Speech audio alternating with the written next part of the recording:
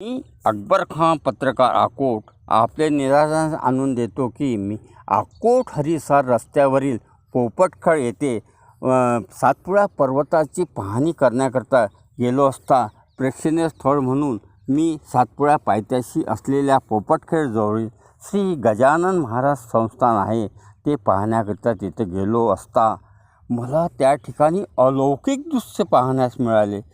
ठिकाणी मंदिराजवळच एक मोठी विहीर आहे. ती पाण्याने एवढी भरलेली आहे की बाजूची शेत जमीनसुद्धा त्यापेक्षा थोडी उंच आहे असल्याचे दिसते. मी याबद्दल तेथील ज्येष्ठ नागरिकांना विचारणा केली असता त्यांनी सांगितले की ही विहीर अकोली जहागीर येथील भास्कर महाराज संस्थान यांची शेती होती त्या ठिकाणी आहे. त्या शेतीचे काम करण्याकरता त्या ठिकाणी हजर असता तेथे श्री गजानन महाराज अवतीर्ण झाले, प्रगट झाले व त्यांनी भास्कर पाटील यांना प्यावयास जल मागितले. परंतु त्यांच्याजवळ जल नव्हते. त्यांनी विहिरीत जल नसल्याचे सांगितले व ही कोरडी विहीर आहे असे त्यांना दर्शवले. संत गजानन महाराज विहीरजवळ गेले व ओंजळीने जलप्राशन करताना भास्कर महाराज पाटील यांना दिसले. ते पाहून भास्कर महाराज हे चकितच झाले व गजानन चरणी ते नतमस्तक झाले व त्यांनी कौटुंबिक, संसारिक व धनाढ्य प्रॉपर्टीचा त्याग करून गजानन महाराज सोबतच राहिले व ते सुद्धा संत झाले व त्यांची समाधी संस्थानसुद्धा अडगाव बुजुर्ग हिवरखेड रस्त्यावर आहे.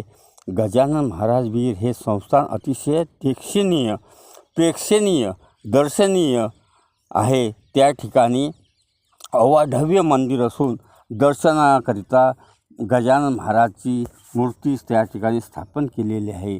त्या ठिकाणी भक्तांकरिता मूर्ती भक्तनिवास व लहान मुलांचे करमणुकीकरिता अनेक स्थळे असून त्या ठिकाणी दर गुरुवारी व दर 15 दिवसांनी येणाऱ्या एकादशीच्या दुसऱ्या दिवशी महाप्रसादाचे अविरत अन्नदान चालू आहे. हे किती चांगले वातावरण आहे आपणास बघायचेच मिळते असे त्या ठिकाणी माझे निदर्शन आले. या रमणीय ठिकाणी श्री माजी आमदार श्री संजय गावंडे यांचे कालावधीत त्यांनी सामाजिक सभागृह व प्रेक्षणीय पार्कचे कामे केलीत व सद्यस्थितीतील आमदार माननीय आमदार श्री प्रकाश भाऊ भासाकडे सुद्धा सभागृह प्रेक्षणीय स्थळांचे कामे करीत आहे. हे सर्व आपण सातपुडा पर्वताची पाहणी नैसर्गिक पाहणी करता आले असता गजानन महाराज विहिरीला अवश्य भेट द्यावी व हे दर्शनीय व प्रेक्षणीय स्थळ पाहावे व मानसिक आनंद मिळवावा. ब्युरो रिपोर्ट अकबर खान पत्रकार अकोट. बस.